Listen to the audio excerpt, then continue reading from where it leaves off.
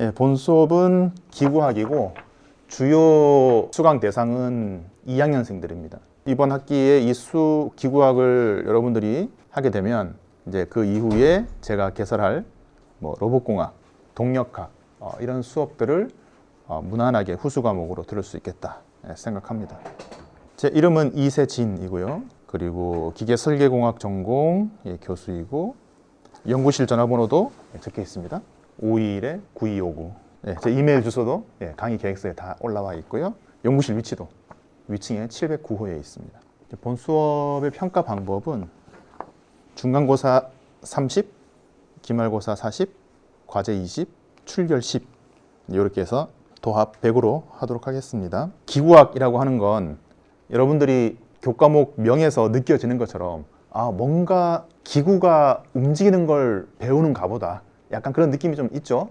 직관적으로.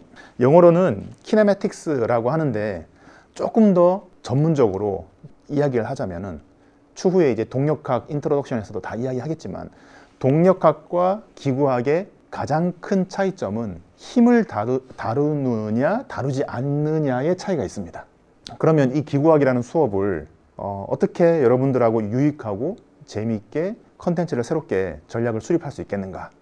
알겠지만 내가 로봇공학을 전공을 하고 있습니다. 인공지능 기반으로 한 로봇공학을 전공을 하고 있기 때문에 이 로봇 쪽 내용을 접목을 시켜서 기구학을 좀 재밌게 다루어 보자. 그래서 이 수업에서 뭐 교과목 목표나 여기에서 조금 기술을 해 두었지만 주 키워드는 로스, 로봇 오퍼레이팅 시스템이라고 하는 이 미들웨어를 운영하는 거를 기반으로 모든 걸 빌드업 해 나갈 거예요. URDF라고 하는 파일 형태를 이용해서 순기구학, 역기구학이 어떻게 이루어지는지 뭐 로봇 매니플레이터라든지 모바일 로봇이라든지 이런 것들을 보면서 기구학적인 요소를 충분히 여러분들이 함양할 수 있도록 재밌게 함양할 수 있도록 수업을 진행하고자 합니다. 좀 더 이야기를 하자면은 로봇공학도 많은 분야가 있어요. 크게 나누면 자율주행 쪽 연구 분야가 있고 휴머노이드 로봇 쪽 여러분들이 좋아하고 잘 알고 있는 보스턴 다이나믹스 지금 현대가 합병 인수했죠.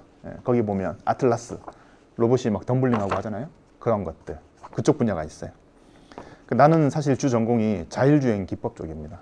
모바일 로봇의 자율주행 기법 이쪽으로 연구를 진행을 했는데 그것뿐만 아니라 다관절 매니플레이터도 본 수업에서 여러분들이 경험하고 다뤄볼 수 있도록 실습을 한번 해보도록 하겠습니다. 네, 그렇게 수업을 앞으로 진행을 할 거고 오늘은 간단하게 한번 그 WSL에서 우분투가 깔리는지 한번 확인해보고 할 건데 이 수업 강의실 내에서 이렇게 수업을 함과 동시에 여러 가지 목적으로 내가 유튜브도 지금 빌드업을 하고 있어요. 이 기구학 수업 내용을 어떻게 보면 짤막하게 뭐 3분에서 5분 내지 컨텐츠별로 요약본으로 강의실 내 연구실에서 따로 동영상 클립을 생성을 해가지고 지금 업로드를 하고 있거든요. 그래서 공주대 천안 CTC 랩이라고 이름을 지어놨는데 사실 우리 대학원을 운영하고 있는데 대학원 이름은 에어랩이에요. Applied Intelligence and Robotics 응용 지능 로봇 연구실입니다. 대학원에 관심 있는 친구들은 또 개인적으로 관심을 표현해주면 좋을 것 같습니다. 우선 WSL부터 얘기할게요. 오늘 뭐 간단하게 되는지 안 되는지 테스트만 해볼 건데 여러분들은 리눅스에 전혀 관심이 없었죠. 근데 여러분들은 아마 거의 100이면 100 전부 다 윈도우를 사용을 하고 있을 겁니다. 근데 이제 그래도 여러분들 기계공학, 물론 뭐 전자공학이나 소프트웨어 공학은 아니라 할지라도 공학인들이기 때문에 윈도우즈가 운영체제라는 건 알고 있죠. 이 하드웨어가 있으면 이 하드웨어를 뭔가 내부적으로 주도해가지고 이렇게 시스템을 빌드업하고 매니지먼트 하는 그 체제가 필요하잖아요. 그게 운영체제, 즉 OS라고 하고 오퍼레이팅 시스템, OS라고 하고 우리가 주로 사용하고 있는 게 윈도우즈죠. 그래서 어떤 하드웨어랑 운영체제는 뭐 다른 얘기인데, 그렇죠? 그래서 하드웨어를 어떤 스마트하게 잘 관리하고 동작시키게 하기 위해서 필요한 게 소프트웨어적으로 OS, 오퍼레이팅 시스템이라는 거죠. 리눅스라고 하는 시스템도 있어요. 그 리눅스 기반으로 OS가 배포되고 있는 게 여러 개가 있어요. 우리는 주로 우분투라는 걸 사용할 건데 그 리눅스 기반으로 이렇게 특히 우분투, 이런 OS의 플랫폼의 가장 핵심 가치가 무료로 많이 배포하고 누구나 쓸 수 있게 그렇게 하자라고 하는 게 있어요. 어떤 컴퓨터에 익숙하지 않은 일반인들 입장에서는 조금 어려워요. 왜 그렇게 어렵게 하나요? 근데 그게 훨씬 더 나중에는 익숙해지면 뭔가 로봇을 이제 컴퓨터에 달린 로봇들이 있을 거잖아요. 그 로봇을 막 동작시키고 함에 있어가지고 마우스로 이렇게 아이콘 클릭하고 하는 것보다 훨씬 더 좋습니다. 그리고 그 시스템의 효율적인 측면에서도 윈도우즈는 시간이 지나면 지날수록 뭔가가 내부에 뭔가 쌓이죠. 네, 뭔가가 쌓이면서 뭔가 시스템이 조금씩 느려지면서 시간이 어느 정도 지나면은 이거 안 되겠다. 다시 깔고 다시 해야겠다. 뭐 이런 때가 오잖아요. 그렇죠? 근데 리눅스는 그런 현상이 없어요. 네, 상당히 드라이합니다. OS가. 드라이하기 때문에 상당히 안정적이고 관리자가 잘 관리만 하면은 소위 말하는 뭐 딜레이가 있거나 뭐 뻥 나거나 그런 게 거의 없어요. 하지만 조작 면에서는 약간 훈련이 필요하다. 그런 게 좀 있을 수 있습니다. 그러면 교수님 지금 전부 다 윈도우즈 다 깔려 있는데 이거를 OS를 전부 다 리눅스로 우분투로 다시 다 바꿔야 되나요? 이런 덜컥 겁이 생길 수가 있겠죠. 근데 걱정할 필요가 없는 게 이 마이크로소프트 윈도우사에서 전 세계적으로 보면 우분투 유저가 많기 때문에 윈도우즈에서도 그 친구들을 흡수하기 위해서 윈도우즈 11 내에서 앱 개념으로 우분투를 깔 수 있게 윈도우즈 10, 11 버전부터 제공되기 시작했어요. 그게 약자로 WSL인데 그래서 그걸 좀 이따 한번 해볼 거고 그렇게 되면은 윈도우즈는 그대로 살아있는데 그러니까 가상 머신이라고 알죠? 약간 그런 개념이에요. 윈도우즈 내에서 버추얼 머신, 가상 머신 개념으로 또 다른 OS를 하나 띄우는 뭐 어떤 그런 개념이라고 생각을 하면 되겠습니다. 근데 나중에 뭐 필요에 의해서 아니면 뭐 본인의 호기심에 의해서 만약에 막 뭐 하게 되면은 멀티 OS는 할 수 있어요. 멀티 OS도 컴퓨터를 딱 처음에 켜면 윈도우즈로 할 거냐 아니면 우분투로 할 거냐 물어보거든요. 그래서 선택하면 그거에 맞게 하는 게 있는데 멀티 OS로 하는 것도 만만치는 않아요. 네, 그래서 WSL로 할 건데 근데 아까 전에 뭐라 그랬죠? 이 컴퓨터가 이렇게 개발자 환경이 구축이 되면 여기에 뭐가 달린다 그랬죠? 로봇 시스템이 달리겠죠. 모바일 로봇이 컴퓨터에 달릴 수도 있고 그리고 매니플레이터가 컴퓨터에 달릴 수도 있고 아니면 요즘에는 스마트 모바일 매니플레이션 이게 또 연구 분야에서는 핫 이슈거든요. 바퀴 자율주행하는 로봇 플랫폼 위에 로봇팔이 있는 거죠. 그래서 이놈이 막 움직이면서 막 로봇팔로 조작을 하는 거죠. 근데 문제가 뭐죠? 자, 개발 잘 됐어. 로봇 너무 잘 만든 것 같아. 내가 알고리즘 짠 대로 로봇이 너무 잘 움직여요. 자, 실험을 한번 해봐야지 해서 자율주행 자동차라고 합시다. 이걸 가지고 나가야 될 거잖아요. 그렇죠? 나가서 하는데 이 데스크탑을 가지고 나가야 되네? 그래서 그런 문제를 해결하기 위해서 엣지 컴퓨터라는 개념이 있습니다. 엣지 컴퓨터로 개발자 환경 구축해가지고 로봇에 내가 가용하고자 하는 로봇에다가 안에다가 딱 내장을 시키는 거죠. 이게 임베딩이죠. 임베딩 컴퓨터입니다. 3년 전에 1회가 시작이 됐고 그 다음에 2회, 작년에 3회 됐던 거고 우리 연구실에서는 2회, 3회 때 출전을 했던 거죠. 2회 때 출전할 때 한 34팀인가? 33팀이 출전을 했어요. 전국 대학교에서. 나름대로 자부심이 있습니다. 그래서 이게 아마 약자인데 카봇 경진대회거든요. 선체도 이런 식으로 막 제작을 했어요. 하드보드지로 막 뼈대 만들고 스티로폼으로 막 잘라서 집어넣고 했는데 내 생각에는 진짜 한 컴팩트하게 이 정도 규모로 하면 좋을 것 같고 재료도 막 이렇게 하면은 사실 손이 많이 가거든요. 아예 그냥 막 PT병이나 이런 걸로 어떤 재활용품으로 이렇게 만드는 게 더 의미도 있고 좋겠다. 그런 생각을 하고 있습니다. 두 번째 팀이 만들고 있는 건데 이렇게 만들었어요. 이렇게 만들어서 했었습니다. 그래서 우리 이 대회 출전하는 팀 이제 프로젝트명인데 이제 USB 이건 USB 1, USB 2 해서 이렇게 출전을 했었고 USB 1은 쌍동선 옆에 밑에 선체 하부가 2개 있는 거 그리고 USB 2팀은 단동선으로 이렇게 했었습니다. 그래서 이제 테스트도 한번 해봤죠. 얘가 물에 뭐 얼만큼 가라앉나, 얼만큼 떠 있나, 뭐 기울진 않았나, 뭐 이 정도 테스트 했던 것 같아요.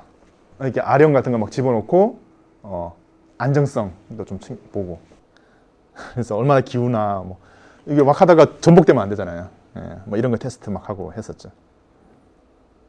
이게 또 막 옆으로 기울어 가지고 무게추를 어떻게 해야 될까 이런 고민들을 작년에 했었습니다. 제슨 보드인데 이게 100 몇만 원짜리거든요. 아까 제슨 나노보다 윗단계, 그러니까 누크 레벨인데 이 엔비디아에서 만든 제슨 TX1인데 지금 아마 TX2까지 나왔을 거예요. 누크도 사용했었네요. 팀이 두 개다 보니까 한 팀은 제슨 사용했고 한 팀은 누크를 사용했었고, 이런 거에다가 어떤 또 스러스터, 모터 같은 거 또 컨트롤 하는데 중간에 미들 인터페이스가 필요합니다. 뭐 아두이노 같은 것도 중간에 사용하고 카메라도 사용을 하고, 요거는 IMU 센서인데 어떤 거를 측정할 수 있냐면 물체의 X, Y, Z축으로의 가속도, 그리고 롤링 피치 이오, 앵글, 속도, 총 6가지 DOF를 센싱할 수 있어요.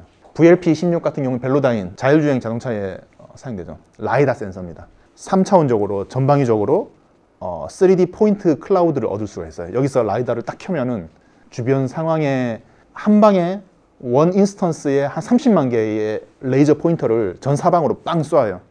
레이저 빔을 쏘아가지고 각각의 빔이 어떤 임의의 물체 표면에 맞고 돌아오는 시간을 계산을 해서 거기까지 거리를 측정하죠. 그러면 그 점의 위치를 알 수 있잖아요. 그렇죠?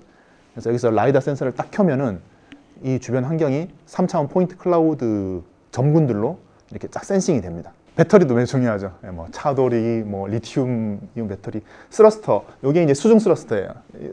모터인데 스러스터는 물 속에 있어야 되잖아요. 방수가 돼야 돼요. 그래서 아무 모터나 그냥 물 속에 집어넣으면 전부 다 날아가죠. 그래서 수중 전용 스러스터가 필요하고요. 그리고 이렇게 리모트 컨트롤도 해야 되잖아요. 그죠? 이 대회 뒤에 또 나올 텐데, 대회에 미션이 여러 가지가 있는데 제일 첫 번째가 이런 것들로 조작해가지고 얼마나 레이싱 해가지고 빨리 갔다 오냐, 뭐 이런 거 있어요. 그래서 뭐 이렇게 연결을 했다. PC 개념, 그러니까 엣지 컴퓨터죠. 엣지 컴퓨터, 제슨이나 누크를 베이스로 해서 허브로 아두이노 같은 걸로 해서 아두이노에 각각의 아두이노에 무선 리모트 컨트롤 모듈 다는 것도 있고, 여기에서는 스러스터 2개를 달아가지고 뭐 이런 걸로 했고요. 이런 알고리즘도 썼었다 작년에. 경로 이렇게 계획하는 알고리즘 뭐 이런 것도 있고, 여기가 업성저수지. 이게 학생들이 좀 이제 좀 넓은 데서 테스트를 해봐야 되니까 학교에서 차 타고 한 10분 거리 거기 가서 이렇게 실험을 했어요. 리모트 컨트롤 잘 작동하죠? 이것도 잘 하고, 요거는 1번 팀이고 요 2번 팀이네. 잘 작동하는 걸 볼 수가 있습니다. 해서 작년에 8월 달에 개최를 했었네요. 이 대회는 항상 3회 연속으로 마산에 있는 경남 마산 로봇랜드에서 대회를 했었고요. 되게 재밌습니다. 한 2박 3일, 3박 4일 참석하면서 막 대회 출전하면 파이팅을 느낄 수가 있죠. 네, 확실히 대회장이 그럴듯하죠. 엄청 크죠. 엄청 큽니다. 여기서 막 이제 대회를 준비하는 거고요. 요건 아마 다른 학교 팀일 것 같네요. 요건 메인 대회장이고, 이건 옆에서 잘 작동하는지 또 옆에 또 간이로 또 해놓은 데서 보조 테스트장에서 이렇게 하고 있네요. 지금 요게 우리 학교 1번 USB 1팀이죠. 요건 다른 대 학생들 거고요. 스피드 경기. 출발해서 요렇게 뭐 이런 장애물들이 있으면 중간에 통과해서 마지막에서 2번 돌고 다시 누가 빨리 오나 무선 조정 해가지고 이런 대회가 스피드 경기가 있고, 이제 시작 알리면은 출발하는 겁니다. 요거가 우리 USB 2팀에서 지금 하고 있네요.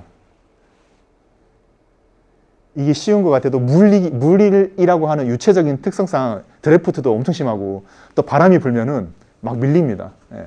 그래서 이게 아주 간단한 미션 같아도 상당히 또 노력을 많이 해야 돼요. 그 다음이 호핑 투어, 오토파일럿인데 요거는 이제 사람이 관여하면 안 돼요. 처음에 이제 대회 딱 시작하면 요 1번, 2번, 3번, 4번 에어리어 중심에 GPS 좌표를 대회 측에서 제공을 해줘요. 딱 제공받으면은 GPS 정보 기반으로 반경 몇 미터 안에 로봇이 들어가면은 통과 인정을 해주는 거거든요. 출발점에서 시작하면 알고리즘 딱 켜고 이제 개발자들은 손 떼야 돼요. 그럼 얘가 알아서 각각의 에어리어를 찍고 돌아오는 거예요. 누가 빨리 돌아오나.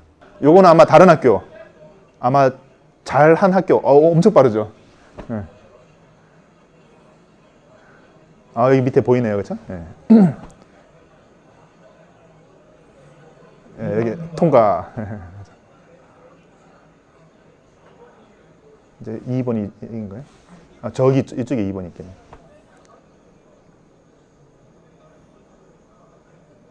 네. 2번 통과하고 네, 여기가 3번. 아, 2번 통과 못했군요. 여기가 3번. 그래서 지금 이게 선회하고 하는 거를 얘가 지금 알고리즘에 의해서 자기가 알아서 하는 거예요. 그러니까 자율주행이죠. 이런 식으로. 이게 오토파일럿. 마지막이 장애물 회피. 그러니까 이렇게 이 대회에서는 중간중간에 스티로폼 같은 거 막 띄워놔요. 그러면 출발점에서 목적지까지 여기 또 자율주행으로 하는 거예요. 이건 센싱을 통해 가지고 물체를 회피해 가는 건 장애물 회피하는 그런 알고리즘이 필요한 거죠. 다른 학교에서 출전했던 뭐 다양한 건데 주로 아마 쌍동선이고 그렇죠? 단동선도 뭐 몇 개씩 있긴 한데 그렇습니다.